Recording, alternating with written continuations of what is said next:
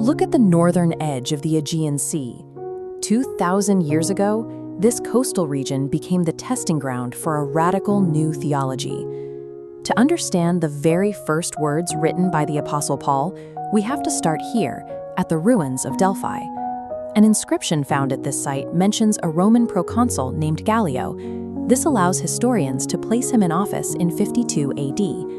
Because Acts records Paul standing trial before him, we have a precise chronological anchor. This proves Paul's first letter to the Thessalonians is one of the earliest surviving Christian texts. But this text was not drafted in a quiet study. Paul's arrival triggered extreme hostility. According to the historical record, a mob dragged his hosts before the city authorities. The charge against them was treason. The locals claimed these Christians were defying the emperor's decrees by proclaiming a rival king named Jesus. This accusation of political subversion shapes every sentence Paul writes back to them. He focuses specifically on the return of this rival king, the Parousia, an event often studied today as a collection of abstract end-times predictions. Reading 1 Thessalonians as a systematic theology textbook ignores its primary function. This letter is a targeted pastoral survival manual designed to keep a highly vulnerable community intact. To see why this community was so vulnerable, examine this map of Macedonia. Thessalonica sits at the head of the Thermaic Gulf. It intersects the Via Egnatia, a massive Roman highway. That dual access made the city an economic powerhouse. Because of its loyalty during previous civil wars, Rome granted Thessalonica the status of a free city, or civitas libera. Its citizens governed themselves and were exempt from paying imperial tribute. The citizens fiercely protected that privilege. When Paul's converts rejected the city's civic gods, the resulting persecution didn't come from the Roman state as official executions. It came as intense, localized social harassment from their own Gentile neighbors. Look at this civic structure. Every citizen exists within a dense web of relationships, family ties, guilds, and cults. Refusing to participate in pagan sacrifices severs these connections, pulling Christians from the dominant culture. This withdrawal triggers an economic penalty, cutting off their livelihood. This abrupt civic alienation turned a new religious movement into a traumatized subculture. Paul realized that if he didn't intervene quickly, the isolation would shatter their new faith. Paul responds by sending a letter. But when this papyrus unrolls, it reveals a structure entirely calibrated to address that specific sociological trauma. This diagram shows 1 Thessalonians broken into rhetorical blocks. It splits neatly. The first 3 chapters offer past commendation, while the final 2 issue future corrections. A massive Thanksgiving block dominates the first half. Finally, specific prayers act as structural hinges binding the sections together.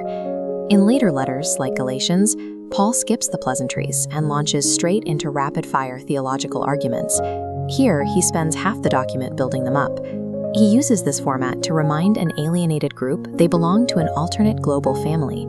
The letter's structure is a calculated psychological response. Before issuing a single command, he rebuilds their fractured identity by anchoring their minds in their shared faith, love, and hope. Once their identity is secured, Paul tackles their deepest existential crisis. Members of the church were dying, and the survivors were terrified that the dead would miss out on the return of Christ.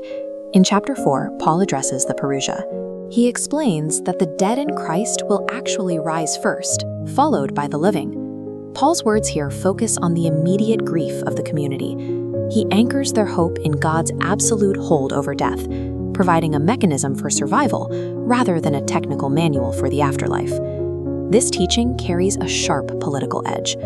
Rome maintained control through heavy propaganda, often using the slogan, "peace and security." In chapter 5, Paul writes that while people say peace and security, sudden destruction will come, directly mocking the empire's central claim. Alongside the grief and political tension, Paul confronts a secondary, internal threat. A faction within the church has stopped working, choosing to live idly while draining the limited resources of the community. Driven by their intense marginalization and a feverish expectation that the world was about to end anyway, these members simply abandoned their manual labor. Paul cuts this off immediately, demanding that they quietly mind their own affairs and work with their hands. He frames this everyday industry as an act of active sanctification. The theology here functions as a dual shield. It defends the community's hope against the finality of death, while demanding absolute economic industry to survive in a hostile present. To translate Paul's ancient response into the modern world, we have to look at how history and theology intersect. The historical critical method is incredibly useful for reconstructing the mechanics of the Thessalonians' suffering, but digging up the social context cannot fully explain why the text still resonates today. That requires theological hermeneutics. This discipline supplies the meaning behind Paul's response, showing how his instructions are rooted in the character of God. Paul's response creates a model for an embattled church that rejects cultural retreat. He demands distinctive, faithful living within the structures of a pagan society. For modern pastoral practice, this means equipping the scattered community. Believers are called to practice quiet, diligent excellence in their secular workplaces, earning the respect of outsiders. It also requires strengthening the gathered community. Pastors must foster deep, resilient relationships on Sundays, ensuring the congregation can support its members when they face marginalization during the week. The enduring power of 1 Thessalonians proves that the most resilient theology is not drafted in a vacuum. Lasting Christian hope is forged directly in the crucible of real-world sociological conflict and faithful endurance.